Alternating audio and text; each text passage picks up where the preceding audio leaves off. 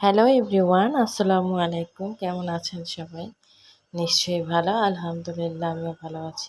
এই ভিডিওটি শুরু করেছিলাম একেবারে সন্ধ্যা থেকে। সন্ধ্যাবেলা এই যে নিরামিষ আর সন্ধ্যাবেলা একটু র চা খেয়ে নিয়েছিলাম। যেহেতু গলাটা বসে গিয়েছিল। এরপরে দেখা যায় গরুর মাংসটা রান্না করে নিয়েছিলাম। এটা পরের দিনের আ ক্যাপচার করে রেখেছিলাম। গরুর মাংসটা দেখা যায় কি রান্না থাকলে আর কোনো টেনশনই থাকে না। বাচ্চারা এই মাংসটা দিয়ে দেখা যায় রুটি কিংবা ভাত, পরোটা আ খেয়ে নিতে পারে। আর এটা রান্না করা যদি থাকে ১-২ দিনের তাহলে তো আর কোনো টেনশন থাকে না। তো এই যে বাচ্চার যেহেতু পরীক্ষা তো ওর জন্য এই ফাঁকে আমি কিন্তু এই লেখা তুলে রাখছি। লেখাটা তোলা থাকলে না দেখা যায় লিখতে দিয়ে অন্য একটা কাজও করা যায়। তো এই তো লেখাটা তুলে দিচ্ছি, fill in the gaps গুলা তুলছি। আর ভাবলাম আপনাদের সাথে একটু শেয়ার করি।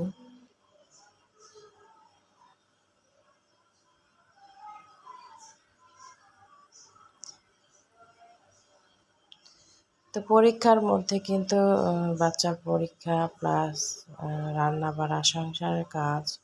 তারপর এই যে আপনাদের সাথে টাইম দেয়া, এই যে ভিডিও ছাড়া, সব কাজ মিলিয়ে একজন নারীর কিন্তু অনেক সময় লাগে। তো এই যে দেখতে পাচ্ছেন আমি এখানে কতগুলো লেখা তুলে রেখেছি মেয়ের জন্য।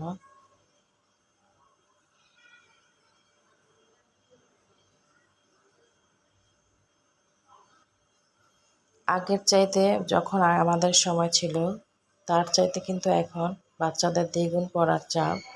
আগে কিন্তু এতটা কঠিন ছিল না। এখন কিন্তু দিন, দিন পড়ার চাপ বাড়ছে।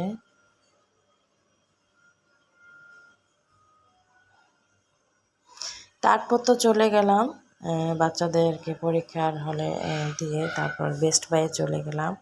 আর বেস্ট বাইয়ে অনেক সুন্দর, সুন্দর কালেকশন রয়েছে। তো আপনারা আমার ভিডিওটির সাথেই থাকুন। আর আমার সাথে দেখে নিন।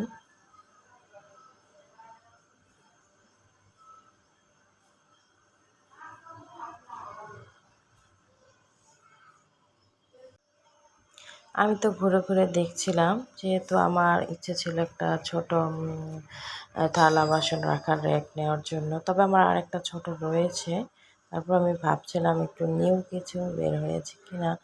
যেহেতু ওটা অনেক বছর হয়ে গেছে, একটু নষ্ট হয়ে গেছে।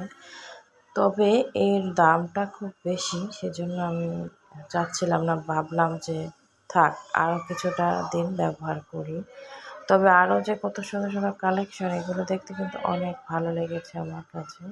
আমি চেয়েছিলাম একটা ড্রয়ার সিস্টেম ঢাকনা থাকবে যাতে করে দেখা যায় ফ্রাই প্যান, তারপর ছোট, ছোট পাতিলগুলো রেখে দিলে বাহির থেকে দেখা না যায়। ওইরকম টাইপের একটা কিছু নিতে। আর এখানে আমাকে এই যে ফলের ঝুড়িটা দেখে না খুব পছন্দ হয়েছিল। তো আর এটা আমি কিন্তু তখন নিইনি। কারণ অনেক সময় ছোট, ছোট শখগুলো কিন্তু বিসর্জন দিতে হয়। দেখা যায় সন্তানের কথা চিন্তা করে সন্তানের এই জিনিসটা প্রয়োজন, আমার চাইতে ওটার বেশি প্রয়োজন এরকম কথাটা ভেবে তখন কিন্তু কেনাটা বাদ দিতে হয় মধ্যবিত্ত পরিবারের নারীদেরকে। আমি কিন্তু চাইলে তখন কিনতে পারতাম, কিন্তু কিনিনি। ওই যে আমি যদি এখন এটা কিনে ফেলি আরেকটা কাজ করতে পারবো না, সেজন্য সেটা ভেবে। তো শেষ পর্যন্ত আমি কিন্তু একটা র‍্যাক কিনেছিলাম। এই যে দেখতেই পাচ্ছেন র‍্যাকটা গুছিয়ে নিয়ে আসলাম।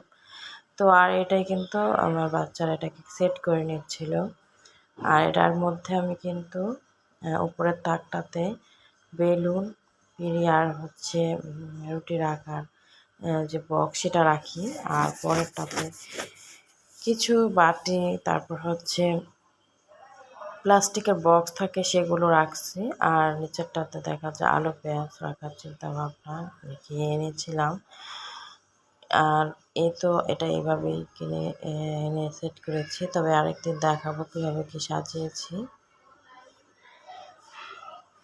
কেমন হয়েছে একটা অবশ্যই জানাবেন। যেহেতু আমার রান্নাঘরটা ছোট তাই আমি তেমন বড় কিছু আনতে পারিনি।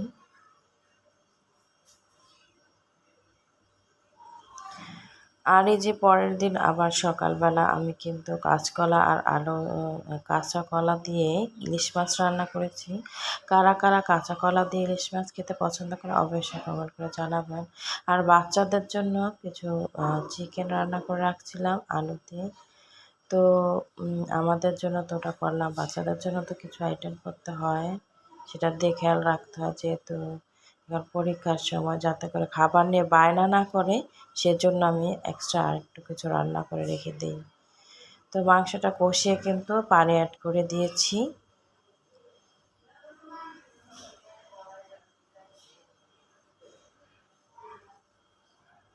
আর এখানে আমি একটু পাট শাক দিয়ে মসুর ডাল রান্না করে নিয়েছিলাম।